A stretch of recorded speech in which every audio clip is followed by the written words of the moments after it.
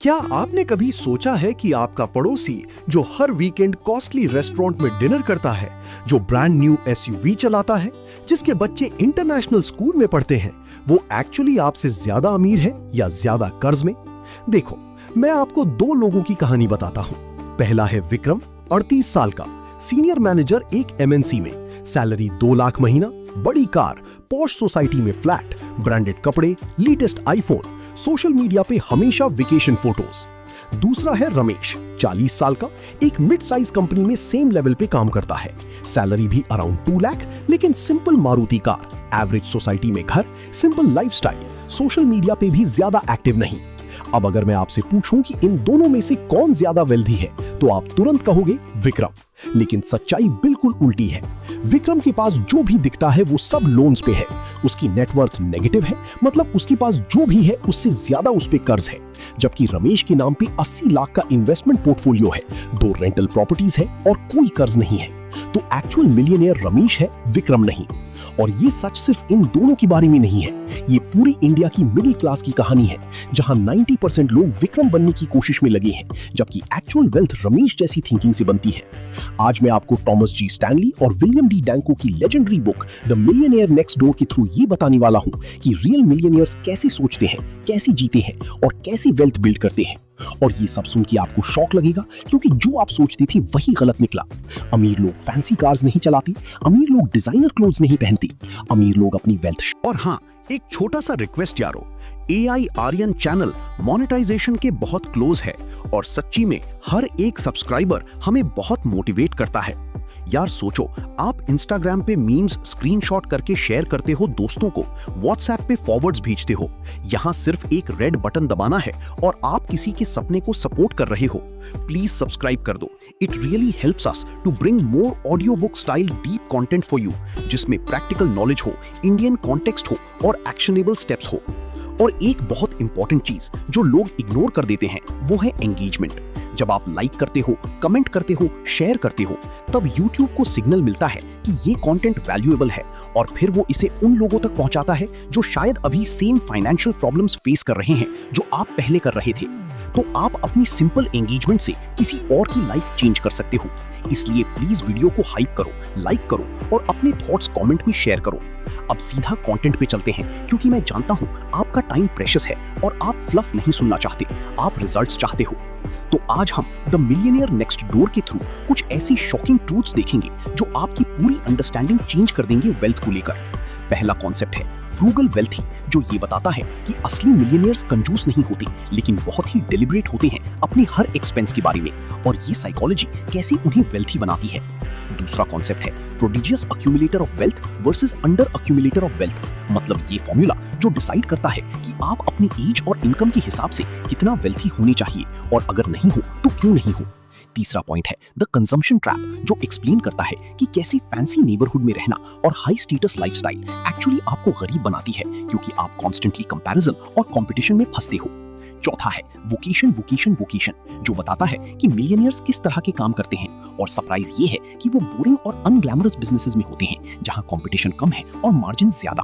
पांचवा कॉन्सेप्ट है economic outpatient care, जो पेरेंट्स अपने अडल्ट बच्चों को देते हैं, और ये उन्हें फाइनेंशियली वीक बनाता है क्योंकि उन्हें सेल्फ रिलायंट नहीं बनने देता। और छठवा जो सबसे पावरफुल पॉइंट है, वो है मिलियनियर माइंडसेट और आइडेंटिटी, जो बताता है कि वेल्थ एक बिहेवियर है, एक डेस्टिनी नहीं। हर कॉन्सेप्ट के साथ मैं आपको इंडियन एग्जांपल्स दूंगा, प्रैक्टिकल एक्शन स्टेप्स दूंगा जो आप आज से इंप्लीमेंट कर सकते हो, और साइकोलॉजिकल इंसाइट्स दूंगा जो आपको समझा देंगे कि ये सब कैसे कनेक्टेड है। और सबसे इंपॉर्टेंट चीज, लास्ट पॉइंट इतना पावरफुल होगा कि वो लिटरली आपकी आइडेंटिटी शिफ्ट कर देगा मनी को लेकर। तो वीडियो एंड तक देखना, क्योंकि ये लिटरली 25-30 मिनट का इन्वेस्टमेंट है जो आपकी अगली 25-30 साल की फाइनेंशियल जर्नी चेंज कर सकता है। चलिए शुरू करते हैं। सबसे पहला और सबसे काउंटर इंट्यूटिव कॉन्सेप्ट है फ्रूगल वेल्थी। थॉमस स्टैनली ने अपनी रिसर्च में पाया कि जो लोग एक्चुअली मिलियनेयर्स हैं, उनमें से 80% फर्स्ट जनरेशन वेल्थ बिल्डर्स हैं, मतलब उन्होंने खुद से अपनी वेल्थ बनाई है, इनहेरिट नहीं की। और इन सब में एक कॉमन ट्रेड था जो बिल्कुल अनएक्सपेक्टेड था। ये लोग बहुत ही फ्रूगल थे, मतलब अपने एक्सपेंसेस को लेकर बहुत कॉन्शियस थे। लेकिन यहाँ पे फ्रूगल का मतलब कंजूस नहीं है, इसका मतलब है इंटेंशनल स्पेंडिंग। वो हर पैसा जो खर्च करते हैं उस पे कॉन्शियसली डिसीजन लेते हैं कि ये मेरी वेल्थ बिल्डिंग में मदद कर रहा है या नहीं। सोचो, अगर आप एक मिलियनेयर हो, आपके पास करोड़ों हैं, तो आप क्या करोगे? ज्यादातर लोग सोचते हैं कि वो बड़ी कार लेंगे, बड़ा घर लेंगे, फॉरेन ट्रिप्स जाएंगे, ब्रांडेड कपड़े पहनेंगे, लेकिन एक्चुअल मिलियनेयर्स ये सब नहीं करते। बुक में एक एग्जाम्पल है एक मिलियनेयर का जिसके पास 10 करोड़ की नेटवर्थ थी, लेकिन वो होंडा अकॉर्ड चला रहा था जो उसने ऑलमोस्ट 8 साल पहले ली थी। जब उसने लास्ट टाइम सूट खरीदा था वो भी सेल में खरीदा था। उसके बच्चे पब्लिक स्कूल में पढ़ते थे, प्राइवेट नहीं। उसका घर भी एक एवरेज मिडिल क्लास नेबरहुड में था, तो कोई भी उसे देख के नहीं कह सकता था कि ये आदमी मिलियनेयर है। लेकिन यही सच्चाई है, रियल मिलियनेयर्स फ्लैशी नहीं होते। उन्हें वैलिडेशन नहीं चाहिए होती दूसरों से। उन्हें पता होता है कि वेल्थ कैसे मेंटेन करते हैं, और वो ये भी जानते हैं कि जितना ज्यादा तुम अपनी वेल्थ शो ऑफ करोगे उतना ज्यादा लोगों की एक्सपेक्टेशंस बढ़ती जाएंगी और तुम्हारा खर्च भी बढ़ता जाएगा। अब यहाँ पे एक साइकोलॉजिकल प्रिंसिपल काम करता है जिसे हेडोनिक अडेप्टेशन कहते हैं। इसका मतलब ये है कि जब भी आप कोई लग्जरी आइटम खरीदते हो, इनिशियली आपको बहुत अच्छा लगता है, लेकिन कुछ टाइम बाद वो नॉर्मल हो जाता है और फिर आपको नेक्स्ट लेवल की चीज चाहिए होती है सेटिस्फैक्शन के लिए। तो अगर आप iPhone 13 लेते हो तो इनिशियली 2 महीने तक वाव फीलिंग होती है, फिर वो नॉर्मल फोन बन जाता है, और जब iPhone 15 आता है तो आपको लगता है कि अब वो चाहिए। अगर आप 10 लाख की कार लेते हो तो कुछ महीने तक अच्छा लगता है, फिर आप 25 लाख की कार देखते हो और सोचते हो कि वो लेनी चाहिए। ये एक एंडलेस साइकिल है जिसमें आप कभी सेटिस्फाइड नहीं हो सकते। लेकिन मिलियनियर्स ये समझते हैं और इसीलिए वो इंटेंशनली इस साइकिल से बाहर रहते हैं। वो अपने लिए एक थ्रेशहोल्ड डिसाइड कर लेते हैं कि मुझे इतना कंफर्टेबल लाइफ चाहिए, उससे ज्यादा लग्जरी मुझे चाहिए नहीं, और बाकी सब पैसा वो वेल्थ बिल्डिंग में लगाते हैं। अब यहाँ पे मैं आपको इंडियन कॉन्टेक्स्ट में एग्जांपल देता हूँ। सुजू शर्मा जी हैं जो एक सीए हैं। 45 साल की उम्र में उनकी प्रैक्टिस अच्छी चल रही है, साल का 50 लाख कमा रहे हैं। उन्होंने क्या किया? उन्होंने एक सिंपल मारुति कार रखी। 2 BHK फ्लैट में रहते हैं जो उन्होंने 15 साल पहले लिया था। बच्चों को गवर्नमेंट स्कूल में पढ़ाते हैं जो एक्चुअली बहुत अच्छा है। घर का खाना खाते हैं, बाहर बहुत कम जाते हैं। लोग सोचते हैं शर्मा जी कंजूस हैं, पैसा कमा के भी एंजॉय नहीं करते, लेकिन सच्चाई ये है कि शर्मा जी हर साल अपनी इनकम का 60-70% इन्वेस्ट करते हैं। आज उनके पास 3 करोड़ का पोर्टफोलियो है और वो 50 साल की उम्र में रिटायर कर सकते हैं अगर चाहें तो। दूसरी तरफ वर्मा जी हैं जो सेम प्रोफेशन में है, सेम इनकम है, लेकिन उनकी लाइफस्टाइल एकदम हाई है। जर्मन कार, बड़ा फ्लैट EMI पे, बच्चे इंटरनेशनल स्कूल में, हर वीकेंड पार्टी और डाइनिंग, साल में 2-3 फॉरेन ट्रिप्स। वर्मा जी सक्सेसफुल दिखती हैं, एंजॉय कर रही हैं लाइफ, सोशल मीडिया पे भी अच्छी इमेज है, लेकिन रियलिटी ये है कि उनके पास सेविंग्स के नाम पे सिर्फ 15-20 लाख हैं और वो 60 साल तक काम करने के लिए बाउंड है क्योंकि उनका मंथली एक्सपेंस इतना है कि वो रिटायर ही नहीं कर सकते। और यहाँ पे एक और इम्पोर्टेंट पॉइंट है जो बुक हाईलाइट करती है। मिलियनेयर्स अपना टाइम भी बहुत केयरफुली एलोकेट करते हैं। वो बजटिंग करते हैं, प्लानिंग करते हैं, रिसर्च करते हैं इन्वेस्टमेंट्स की। जबकि जो लोग वेल्थी दिखते हैं लेकिन एक्चुअली नहीं है, वो अपना टाइम शॉपिंग में, सोशलाइजिंग में, स्टेटस मेंटेनेंस में स्पेंड करते हैं। तो एक फंडामेंटल चॉइस है टाइम और एनर्जी को वेल्थ बिल्डिंग में लगाना या वेल्थ डिस्प्लेइंग में लगाना, और ये चॉइस ही डिसाइड करती है कि आप 20 साल बाद कहां होंगे। तो आज का पहला एक्शन स्टेप ये है कि आप एक ऑनेस्ट ऑडिट करो अपने एक्सपेंसेस का। एक नोटबुक लो और लिखो कि पिछले महीने में आपने कहां-कहां पैसा खर्च किया, और उस हर एक्सपेंस के सामने ये लिखो कि ये नेसेसरी था या स्टेटस ड्रिवन था या इंस्टेंट ग्रेटिफिकेशन था। जब आप ये एक्सरसाइज करोगी तो आपको पता चलेगा कि कितना पैसा एक्चुअली वेस्ट हो रहा है उन चीजों पे जो ना तुम्हारी लाइफ क्वालिटी इंप्रूव कर रही हैं, ना तुम्हारी वेल्थ बिल्ड कर रही हैं। अगर आपको ये कॉन्सेप्ट क्लियर हो गया और आप फ्रूगल वेल्थी बनने की तरफ मूव करना चाहते हो तो कमेंट में लिखो इंटेंशनल स्पेंडिंग। अब चलते हैं दूसरे कॉन्सेप्ट पे जो है prodigious accumulator of wealth versus under accumulator of wealth. और यहाँ पे मैं आपको एक फॉर्मूला बताऊंगा जिससे आप लिटरली 2 मिनट में कैलकुलेट कर सकते हो कि आप फाइनेंशियली कहां स्टैंड करते हो। थॉमस स्टैनली कहते हैं कि आपकी एक्सपेक्टेड नेटवर्थ होनी चाहिए आपकी एज मल्टीप्लाई बाय आपकी annual pre tax income divided by 10। मतलब अगर आप 35 साल के हो और आपकी साल की इनकम 12 लाख है तो आपकी नेटवर्थ होनी चाहिए 35 मल्टीप्लाइड बाय 12 डिवाइडेड बाय 10 जो आती है 42 लाख। अगर आपकी एक्चुअल नेटवर्थ 42 लाख से ज्यादा है तो आप एक प्रोडिजियस अक्यूमुलेटर ऑफ वेल्थ हो, मतलब PAW। अगर आपकी नेटवर्थ इससे आधी भी नहीं है, मतलब 21 लाख से भी कम है, तो आप अंडर अक्यूमुलेटर ऑफ वेल्थ हो, मतलब UAW। और अगर आप बीच में हो तो आप एवरेज अक्यूमुलेटर ऑफ वेल्थ हो, मतलब AAW। अब ये फॉर्मूला इतना सिंपल है लेकिन इतना पावरफुल भी है, क्योंकि ये आपको तुरंत बता देता है कि आप अपनी अर्निंग कैपेसिटी को वेल्थ में कन्वर्ट कर पा रहे हो या नहीं। और यहाँ पे जो शॉकिंग डिस्कवरी थी बुक की, वो ये थी कि बहुत सारे high income earners UAW category में आते हैं। मतलब वो बहुत पैसा कमा रहे हैं लेकिन उनकी नेटवर्थ बहुत कम है, क्योंकि वो जितना कमा रहे हैं उतना या उससे भी ज्यादा खर्च कर रहे हैं। जबकि बहुत सारे moderate income earners PAW category में आते हैं, क्योंकि वो अपनी इनकम का बड़ा हिस्सा सेव और इन्वेस्ट करते हैं। तो इनकम का लेवल मैटर नहीं करता उतना जितना सेविंग्स रेट मैटर करता है। मैं आपको अपना पर्सनल एग्जांपल देता हूं। जब मैंने ये फॉर्मूला पहली बार अप्लाई किया था तब मैं 28 साल का था और मेरी एनुअल इनकम अराउंड 8 लाख थी।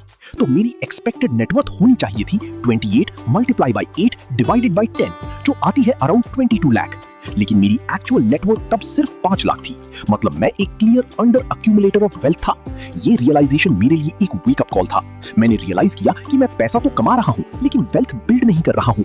मैंने अपनी लाइफस्टाइल देखी तो पता चला कि मैं बहुत अननेसेसरी चीजों के पैसा उड़ा रहा था।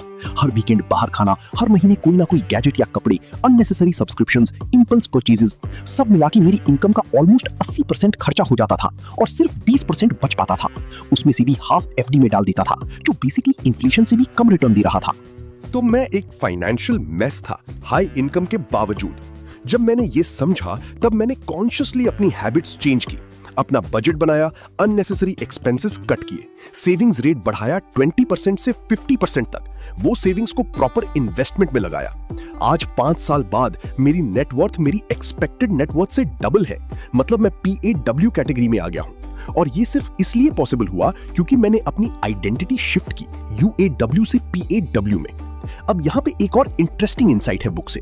PAWs अपनी इनकम का एवरेज 15-20% भी स्पेंड नहीं करते लाइफस्टाइल पे, जबकि UAWs अपनी इनकम का 30-40% सिर्फ कार, घर, कपड़े, ज्वेलरी पे स्पेंड करते हैं। तो क्लियरली विजिबल वेल्थ और एक्चुअल वेल्थ में इनवर्स रिलेशनशिप है। जितना ज्यादा विजिबल वेल्थ दिखता है उतना कम एक्चुअल वेल्थ होता है और वाइस वर्सा। और इसका साइकोलॉजिकल रीजन भी है। जब आप हाई स्टेटस लाइफस्टाइल जीते हो तो आपको कॉन्स्टेंटली उस स्टेटस को मेंटेन करना पड़ता है। अगर आपके पास मर्सिडीज है तो आप एक नॉर्मल ढाबा में नहीं जा सकते, आपको 5 स्टार रेस्टोरेंट जाना पड़ेगा। अगर आप पॉश कॉलोनी में रहते हो तो आप सिंपल कपड़े नहीं पहन सकते, आपको ब्रांडेड पहनना पड़ेगा। अगर आपके बच्चे प्रीमियम स्कूल में हैं तो आपको उन्हें premium toys, premium gadgets, premium everything देना पड़ेगा। तो आपका एक्सपेंस ऑटोमेटिकली बढ़ता जाता है और सेविंग्स का चांस ही नहीं मिलता। इसीलिए मिलियनियर्स कॉन्शियसली ऐसे एनवायरनमेंट्स अवॉइड करते हैं जहां कांस्टेंट कंपैरिजन और कंपटीशन हो। वो ऐसी जगह रहते हैं जहां उन्हें प्रेशर ना हो स्टेटस मेंटेन करने का। अब आपका एक्शन स्टेप ये है कि आप अभी एक खाली पेज लो और उस PAW फॉर्मूला को अपने ऊपर अप्लाई करो। अपनी एज मल्टीप्लाई करो अपनी एनुअल इनकम से और डिवाइड करो 10 से। जो नंबर आएगा वो लिखो। फिर अपनी एक्चुअल नेटवर्थ कैलकुलेट करो ऑनेस्टली। उसमें घर, कार जैसे लाइबिलिटीज को मत गिनो, सिर्फ इन्वेस्टमेंट्स, सेविंग्स, एक्चुअल एसेट्स गिनो। फिर दोनों नंबर्स कंपेयर करो और देखो आप कहां स्टैंड करते हो। अगर आप UAW कैटेगरी में हो तो टेंशन मत लो, ये अवेयरनेस ही पहला स्टेप है चेंज का।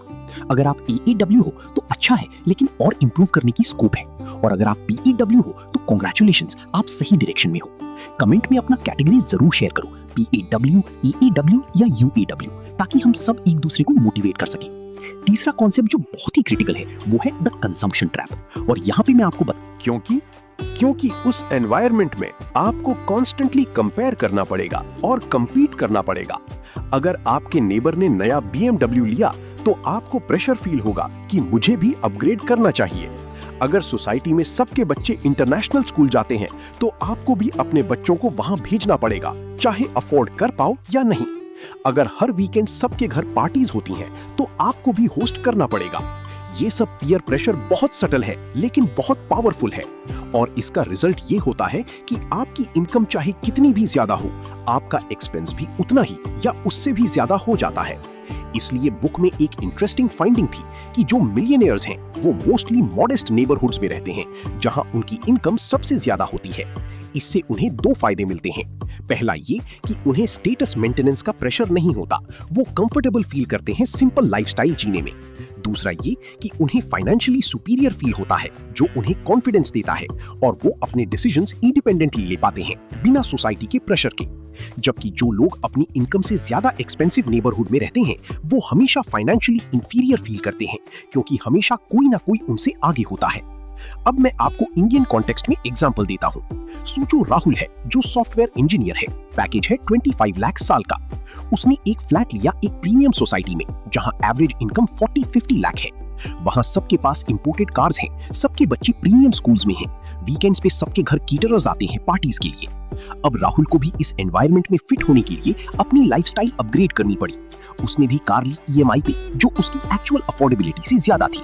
बच्चों को प्रीमियम स्कूल में डाला जिसका फी उसके लिए स्ट्रेच था। पार्टीज और सोशलाइजिंग में पैसा खर्च करना पड़ा। रिजल्ट ये हुआ कि उसकी 25 लाख की इनकम के बावजूद उसके पास सेविंग्स नहीं हो पाती, क्योंकि उसका एक्सपेंस पैटर्न 40 लाख इनकम वाले के जितना हो गया है। वो हमेशा फाइनेंशियली स्ट्रेस्ड रहता है और कभी वेल्थ बिल्ड नहीं कर पाता। दूसरी तरफ करण है जो सेम पैकेज पे काम करता है 25 लाख, बट उसने एक मिडिल क्लास सोसाइटी में फ्लैट लिया जहां एवरेज इनकम 10-15 लाख है। वहां करण की इनकम सबसे ज्यादा है, तो उसे कोई प्रेशर नहीं है एक्सपेंसिव लाइफस्टाइल मेंटेन करने का। वो कंफर्टेबल है अपनी सिंपल कार में, बच्चे अच्छे गवर्नमेंट स्कूल में हैं जिसका क्वालिटी प्राइवेट से बेटर है बट फी बहुत कम है। वीकेंड्स पे वो फैमिली के साथ सिंपल आउटिंग्स करता है। रिजल्ट ये है कि वो अपनी इनकम का 50% इन्वेस्ट कर पाता है हर साल, और 5 साल में उसने 1 करोड़ का कॉर्पस बना लिया है। तो clearly neighbourhood choice directly affect करती है आपकी वेल्थ बिल्डिंग कैपेसिटी को। और यहाँ पे सिर्फ फिजिकल नेबरहुड नहीं, आपका सोशल सर्कल भी मैटर करता है। अगर आपकी दोस्त कॉन्स्टेंटली शॉपिंग करती हैं, ट्रैवल करती हैं, एक्सपेंसिव हॉबीज रखती हैं, तो आपको भी वो सब करना पड़ेगा उनके साथ फिट होने के लिए।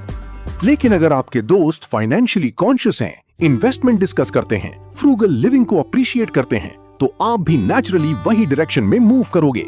इसलिए जिम रोन कहते थे कि you are the average of 5 people you spend most time with. अगर वो 5 लोग स्पेंडर्स हैं तो आप भी स्पेंडर बनोगे। अगर वो इन्वेस्टर्स हैं तो आप भी इन्वेस्टर बनोगे। तो यहाँ पे एक टफ डिसीजन लेना पड़ता है कि क्या आप अपने करंट सर्कल में रहना चाहते हो जो शायद आपको फाइनेंशियली पीछे खींच रहा है, या आप कॉन्शियसली एक नया सर्कल बनाना चाहते हो जो फाइनेंशियली अलाइंड हो आपके गोल्स के साथ। और ये इजी डिसीजन नहीं है, क्योंकि इसमें सोशल रिलेशनशिप्स चेंज होती हैं। कुछ लोग ऑफेंड हो सकते हैं, कुछ लोग दूर हो सकते हैं। लेकिन अगर आप अपनी फाइनेंशियल फ्यूचर को प्रायोरिटी देते हो तो ये सैक्रिफाइस जरूर करना पड़ेगा। अब आपका एक्शन स्टेप ये है कि आप अपने करंट एनवायरनमेंट का ऑनेस्ट असेसमेंट करो।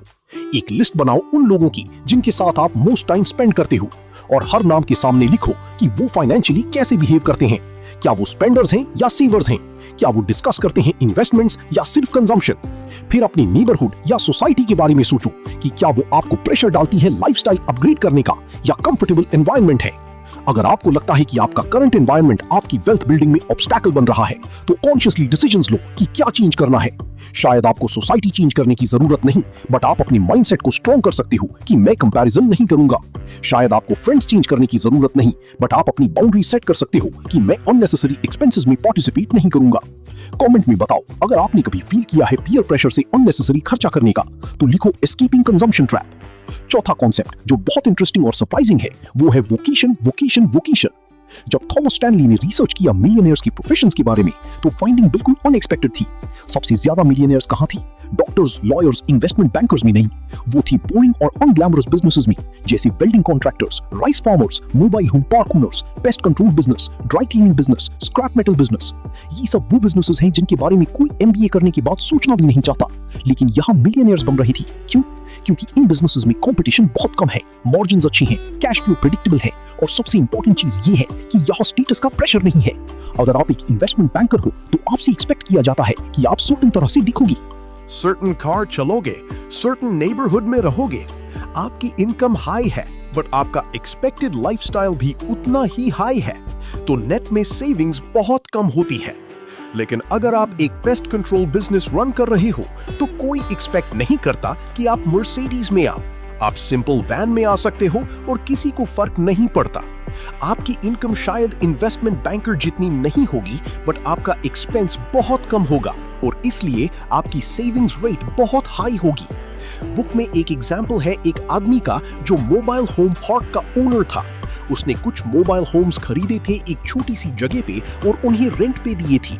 उसकी टोटल इनकम थी अराउंड 40-50 लाख साल की, बट उसका लाइफस्टाइल एक मिडिल क्लास से भी सिंपल था।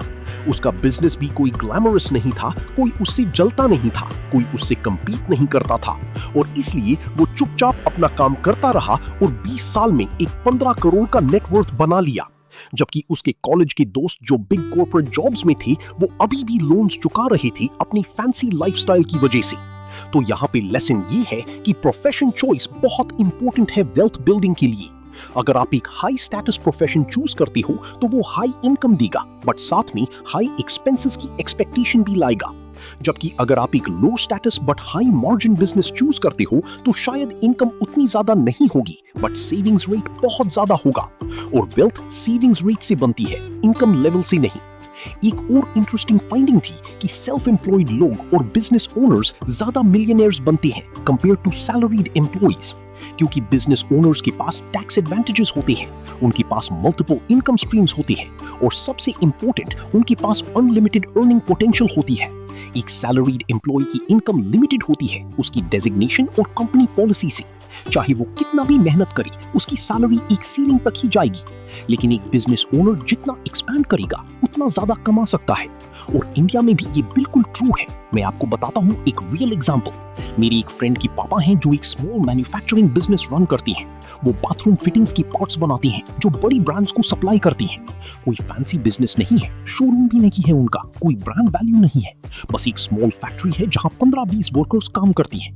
उनकी एनुअल इनकम होगी अराउंड 50-60 लाख, लेकिन उन्होंने कभी अपनी लाइफस्टाइल ज्यादा नहीं बढ़ाई। सेम हाउस में रहती हैं जो 25 साल पहले लिया था, सिंपल कार चलाती हैं, सिंपल लाइफ जीती हैं।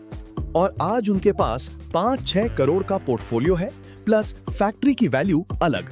वो 55 साल की उम्र में प्रैक्टिकली रिटायर्ड हैं, क्योंकि अब बिजनेस उनका बेटा देख रहा है।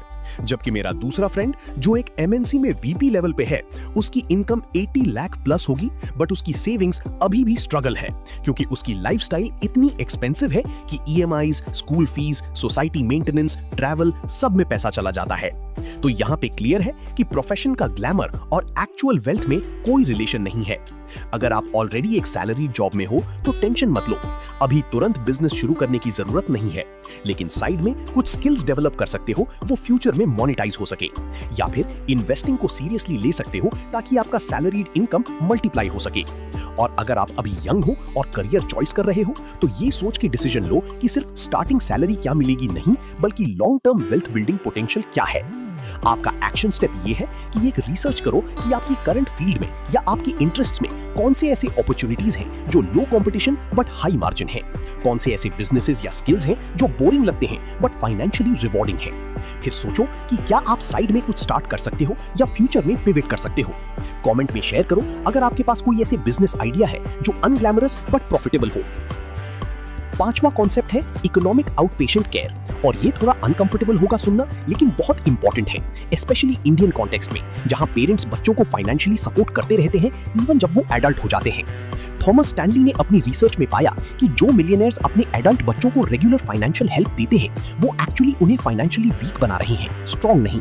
क्योंकि जब आप अपने बच्चों को कंटिन्यूअसली पैसे देते रहते हो तो उन्हें अपनी अर्निंग कैपेसिटी डेवलप करने की जरूरत नहीं फील होती। वो डिपेंडेंट बन जाते हैं पेरेंट्स पे और कभी सेल्फ रिलायंट नहीं बनते। बुक में डेटा था कि जितना ज्यादा पेरेंट्स फाइनेंशियल हेल्प देते हैं उतना कम उनके बच्चे सेव करते हैं, क्योंकि साइकोलॉजिकली उन्हें लगता है कि इमरजेंसी में पेरेंट्स हैं सपोर्ट करने के लिए, तो अपने पास सेविंग्स रखने की क्या जरूरत। और ये माइंडसेट उन्हें लाइफ टाइम फाइनेंशियली वीक बना देता है। जबकि जो पेरेंट्स अपने बच्चों को स्ट्रगल करने देते हैं, खुद पैसा कमाने और मैनेज करने देती हैं, वो बच्चे ज्यादा फाइनेंशियली रिस्पॉन्सिबल बनते हैं और एक्चुअल में ज्यादा सक्सेसफुल भी बनते हैं। अब ये सुनने में थोड़ा हार्श लगता है, क्योंकि इंडियन कल्चर में पेरेंट्स का बच्चों को सपोर्ट, कार के लिए पैसा दे रहे हो, उसके बच्चों की स्कूल फीस भर रहे हो, तो वो कभी सीखेगा कैसे अपनी इनकम में अपने एक्सपेंसेस मैनेज करने हैं। वो हमेशा अपनी औकात से ज्यादा खर्चा करेगा, क्योंकि उसको पता है कि पेरेंट्स बैकअप हैं, और जब आप नहीं रहोगे तब वो फाइनेंशियली स्ट्रगल करेगा, क्योंकि उसने कभी सीखा ही नहीं खुद से मैनेज करना। तो एक्चुअली आप उसे वीक बना रहे हो, स्ट्रॉन्ग नहीं। बुक कहती है कि बेस्ट गिफ्ट जो पेरेंट्स अपने बच्चों को दे सकते हैं वो है गुड एजुकेशन, गुड वैल्यूज और good work ethic, financial handouts नहीं। अगर आप अपने बच्चों को सिखा दो कि मेहनत कैसे करनी है, डिसिप्लिन कैसे रखना है, पैसा कैसे मैनेज करना है, तो वो खुद अपनी वेल्थ बना लेंगे और ज्यादा सक्सेसफुल होंगे। लेकिन अगर आप सिर्फ पैसे देते रहो तो वो हमेशा डिपेंडेंट रहेंगे। अब यहाँ पे एक बैलेंस भी बनाना पड़ता है, क्योंकि इंडियन फैमिलीज में जॉइंट सपोर्ट सिस्टम होता है और ये एक स्ट्रेंथ भी है।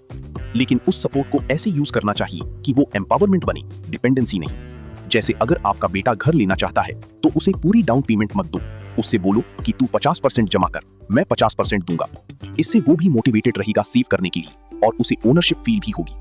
अगर आपके बच्चों की एजुकेशन फंडिंग कर रही हो तो क्लियरली बता दो कि ये पेरेंट्स का कंट्रीब्यूशन है और फ्यूचर में तुम्हें अपने बच्चों के लिए खुद प्रोवाइड करना होगा। ये जनरेशन टू जनरेशन नहीं चलता रहेगा। और सबसे इंपॉर्टेंट, अपने रिटायरमेंट के लिए पहले सेव करो, बच्चों के लिए बाद में। क्योंकि अगर आप अपना सब कुछ बच्चों पे खर्चा कर दोगे और रिटायरमेंट में खुद फाइनेंशियली डिपेंडेंट बन जाओगे तो ये सबसे बुरी सिचुएशन है। आपका एक्शन स्टेप ये है कि अगर आप पेरेंट हो तो ऑनेस्टली इवैल्यूएट करो कि क्या मैं अपने बच्चों को ज्यादा फाइनेंशियली सपोर्ट करके उन्हें वीक बना रहा हूँ। और अगर आप एक यंग एडल्ट हो जिनकी पेरेंट्स फाइनेंशियली सपोर्ट कर रही हैं, तो खुद से पूछो कि क्या मैं डिपेंडेंट बन रहा हूँ या मैं अपनी फाइनेंशियल इंडिपेंडेंस बिल्ड कर रहा हूँ। थोड़ा अनकंफर्टेबल होगा ये सोचना, बट बहुत जरूरी है लॉन्ग टर्म के लिए। कमेंट में लिखो अगर ये टॉपिक आपको रिलेट हुआ। Financial independence matters. और अब आती है सबसे पावरफुल कॉन्सेप्ट पे, जो है मिलियनेयर माइंडसेट और आइडेंटिटी शिफ्ट। यहाँ तक हमने बहुत सारी प्रैक्टिकल स्ट्रैटेजीज देखी। ये सब छोटी छोटी चॉइसेस मिलके डिसाइड करती हैं कि आप मिलियनेयर बनोगे या नहीं। और सबसे इंपॉर्टेंट चीज ये है कि आप अपनी आइडेंटिटी कैसे डिफाइन करते हो। अगर आप खुद को एक विक्टिम की तरह देखते हो जिसको अपॉर्चुनिटीज नहीं मिली, जिसको लक नहीं मिला, जिसको फैमिली सपोर्ट नहीं मिला, तो आप वहीं रहोगे। लेकिन अगर आप खुद को एक वेल्थ बिल्डर की तरह देखते हो जो सर्कमस्टेंसेस से बिगर है, जो अपॉर्चुनिटीज क्रिएट करता है, जो अपनी डेस्टिनी कंट्रोल करता है, तो आप ट्रांसफॉर्म हो जाओगे। बुक में एक पावरफुल लाइन है, whatever your income always live below your means. ये इतना सिंपल प्रिंसिपल है, बट अगर आप इसको फॉलो करते रहोगे लाइफ टाइम तो आप कभी फाइनेंशियली स्ट्रेस्ड नहीं होंगे और धीरे धीरे वेल्थ बिल्ड होगी कंपाउंडिंग के थ्रू। लेकिन इसको फॉलो करना मुश्किल है क्योंकि सोसाइटी कांस्टेंट प्रेशर डालती है कि इनकम बढ़ी तो लाइफस्टाइल भी बढ़ाओ, प्रमोशन मिला तो बड़ी कार लो, बोनस मिला तो फॉरेन ट्रिप जाओ, इंक्रीमेंट हुआ तो बिगर हाउस लो। ये सब मैसेजिंग हर तरफ से आती है, एडवर्टाइजमेंट से, मूवीज से, सोशल मीडिया से। लेकिन मिलियनेयर्स कॉन्शियसली इन मैसेजेस को इग्नोर करते हैं और अपना रास्ता बनाते हैं। वो डिफाइन करते हैं कि सक्सेस उनके लिए क्या है, ना कि सोसाइटी के अकॉर्डिंग। अगर उनके लिए सक्सेस है financial freedom, peace of mind, अपनी टर्म्स पे जीना, तो वो वही चूज करते हैं चाहे दुनिया कुछ भी कहे। और यहाँ पे कंसिस्टेंसी बहुत इंपॉर्टेंट है। एक दिन फ्रूगल रहना और दूसरे दिन स्प्लर्ज करना काम नहीं करेगा। आपको कंसिस्टेंटली अपने प्रिंसिपल्स फॉलो करने होंगे। अगर आपने डिसाइड किया है कि मैं अपनी इनकम का 40% इन्वेस्ट करूंगा, तो चाहे कुछ भी हो वो करना है। चाहे दोस्तों की पार्टी मिस करनी पड़े, चाहे सोशल प्रेशर झेलना पड़े, चाहे इंस्टेंट ग्रेटिफिकेशन सैक्रिफाइस करनी पड़े, क्योंकि ये कंसिस्टेंसी ही कंपाउंड इफेक्ट क्रिएट करती है लॉन्ग टर्म में। बुक में एक इंटरेस्टिंग ऑब्जर्वेशन था कि मिलियनेयर्स अपना टाइम भी बहुत डिलिबरेटली एलोकेट करती हैं। एवरेज पर्सन अपना टाइम कंजम्पशन एक्टिविटीज में स्पेंड करता है, इसलिए वो कभी ग्रो नहीं कर पाता। अब मैं आपको एक पावरफुल डेली प्रैक्टिस बताता हूं जो आपकी आइडेंटिटी शिफ्ट कर सकती है। हर दिन सुबह जब आप उठते हो, 5 मिनट के लिए अपने फाइनेंशियल गोल्स विजुअलाइज करो। इमेजिन करो कि आप फाइनेंशियली फ्री हो, आपके पास इनफ वेल्थ है, आपको जॉब करने की मजबूरी नहीं है, आप अपने पैशन परस्यू कर रहे हो। उस फीलिंग को फील करो, फिर अपने आप से ये अफर्मेशंस बोलो, मैं एक वेल्थ बिल्डर हूं, मैं अपने पैसे से पैसे बनाता हूं, मैं फाइनेंशियली इंटेलिजेंट डिसीजंस लेता हूं, मैं अपनी फाइनेंशियल फ्यूचर कंट्रोल करता हूं। ये सुनने में थोड़ा अजीब लगेगा इनिशियली, बट जब आप इसको कंसिस्टेंटली 30-60 दिन तक करोगे तो आपका सबकॉन्शियस माइंड ये बिलीफ्स अब्सॉर्ब करने लगेगा और फिर आपके एक्शंस ऑटोमेटिकली अलाइन होने लगेंगे। आपको कॉन्शियसली स्ट्रगल नहीं करनी पड़ेगी फ्रूगल रहने के लिए, ऑटोमेटिकली आपके डिसीजंस बेटर होने लगेंगे। फिर एक और प्रैक्टिस है कि हर हफ्ते अपने नेटवर्थ का कैलकुलेशन करो। एक सिंपल स्प्रेडशीट बनाओ जिसमें आपके सारे एसेट्स और लायबिलिटीज लिस्टेड हों। हर हफ्ते अपडेट करो और ट्रेंड देखो। जब आप देखोगे कि आपकी नेटवर्थ स्लोली बट स्टेडीली बढ़ रही है, तो वो आपको मोटिवेट करेगा और आपकी आइडेंटिटी रीइंफोर्स करेगा कि मैं सही डायरेक्शन में जा रहा हूं। और सबसे इंपॉर्टेंट बात, अपने वाई को याद रखो। आप वेल्थ क्यों बनाना चाहते हो? सिर्फ पैसे इकट्ठा करने के लिए नहीं। शायद आप चाहते हो कि आपके पेरेंट्स को ओल्ड एज में फाइनेंशियल टेंशन ना हो।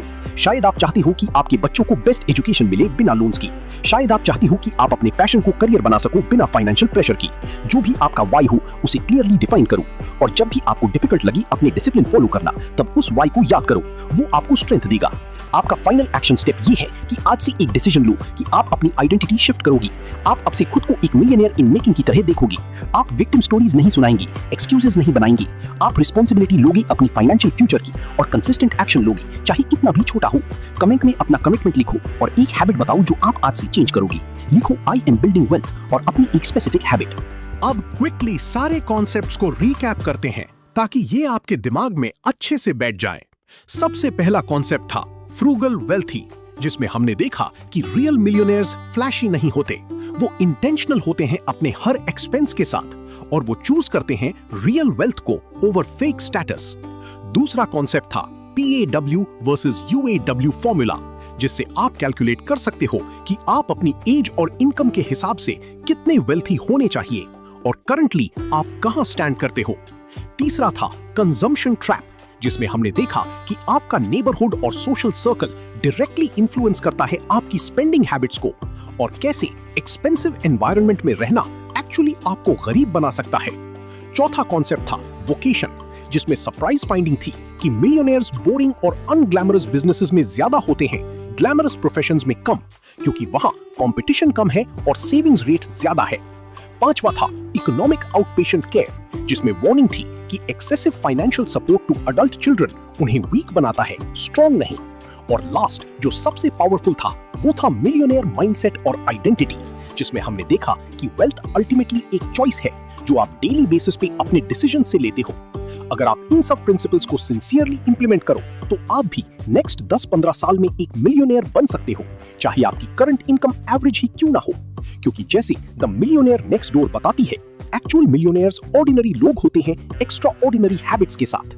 अब आपसे मेरी 3 रिक्वेस्ट्स हैं। पहली, कमेंट में जरूर बताओ कि कौन सा कॉन्सेप्ट आपको सबसे ज्यादा पावरफुल लगा। क्या वो फ्रूगल वेल्थी वाला था, या PAW UAW फॉर्मूला वाला, या कंजम्पशन ट्रैप वाला, या वोकेशन वाला, या इकोनॉमिक आउटपेशेंट केयर वाला, या माइंडसेट शिफ्ट वाला, और क्यों वो आपको इंपैक्टफुल लगा। जब आप अपने थॉट्स शेयर करोगे तो एक ये कम्युनिटी बन जाएगी जहां सब एक दूसरे से सीख रही हैं और मोटिवेट कर रही हैं। दूसरी रिक्वेस्ट ये है कि क्या आपने पहली द मिलियनेयर नेक्स्ट डोर पढ़ी थी, या ये आपका पहला एनकाउंटर है इस बुक से। अगर नहीं पढ़ी थी तो क्या आप पढ़ना चाहोगी फुल बुक, क्योंकि मैं जो 25 मिनट में कवर कर पाया हूँ वो सिर्फ सरफेस है। बुक में बहुत और डेप्थ है, बहुत और डेटा है, बहुत और की स्टडीज है।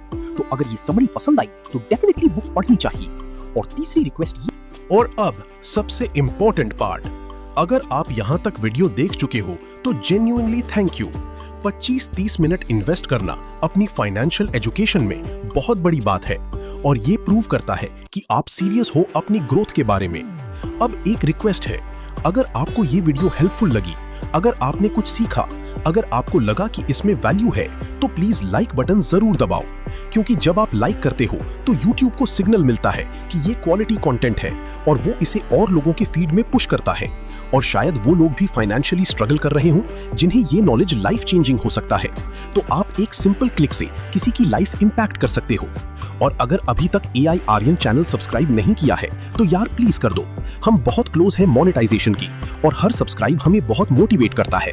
यहाँ regularly best self help, psychology और मनी बुक्स की ऑडियो बुक स्टाइल समरीज आती हैं जो प्रैक्टिकल, रिलेटेबल और एक्शनेबल होती हैं। सिर्फ ज्ञान नहीं, इंप्लीमेंटेशन फोकस होता है। बस एक रेड बटन है दबाने को। और एक लास्ट चीज, प्लीज वीडियो को हाइप करो, मतलब लाइक करो, कमेंट करो और अगर पॉसिबल हो तो शेयर भी करो उन लोगों के साथ जिन्हें ये हेल्पफुल लग सकता है, क्योंकि इससे YouTube को पता चलता है कि ये कंटेंट वैल्यूएबल है और वो इसे वायरल करता है, जिससे और लोगों तक ये नॉलेज पहुंचे। एक फाइनल बात कहना चाहूंगा, नॉलेज लेना काफी नहीं है, उसे इंप्लीमेंट करना जरूरी है। बहुत लोग वीडियोस देखते हैं, इंस्पायर्ड फील करते हैं, नोट्स बनाते हैं, बट एक्शन नहीं लेते और फिर कुछ दिनों बाद सब भूल जाते हैं और वापस पुरानी हैबिट्स में आ जाते हैं। तो आज से एक कमिटमेंट करो कि जो भी आज सीखा है उसमें से कम एक चीज इमीडिएटली इंप्लीमेंट करोगी, चाहे वो PAW फॉर्मूला अप्लाई करना हो, चाहे अपने एक्सपेंसेस ऑडिट करना हो, चाहे डेली एफर्मेशंस बोलनी हो, चाहे अपनी सोशल सर्कल इवैल्यूएट करना हो। कुछ भी करो बट एक्शन जरूर लो, क्योंकि छोटी छोटी कंसिस्टेंट एक्शंस ही कंपाउंड इफेक्ट क्रिएट करती हैं और ट्रांसफॉर्मेशन लाती हैं। और याद रखो, वेल्थ बिल्डिंग एक मैराथन है, स्प्रिंट नहीं। ओवरनाइट अमीर नहीं बन जाओगे, बट अगर आप कंसिस्टेंट रहो, डिसिप्लिन रहो, पेशेंट रहो, तो 10-15 साल में डेफिनेटली फाइनेंशियली फ्री बन सकते हो। तो अगर आप तैयार हो अपनी फाइनेंशियल जर्नी सीरियसली लेने के लिए, अगर आप रेडी हो अपनी पुरानी कंडीशनिंग तोड़ने के लिए और नए माइंडसेट के साथ आगे बढ़ने के लिए, तो आज से शुरू करो। नेक्स्ट वीडियो में मिलेंगे जहां हम और डीप जाएंगे फाइनेंशियल साइकोलॉजी में। लिंक डिस्क्रिप्शन और एंड स्क्रीन पे होगा। ये था AI।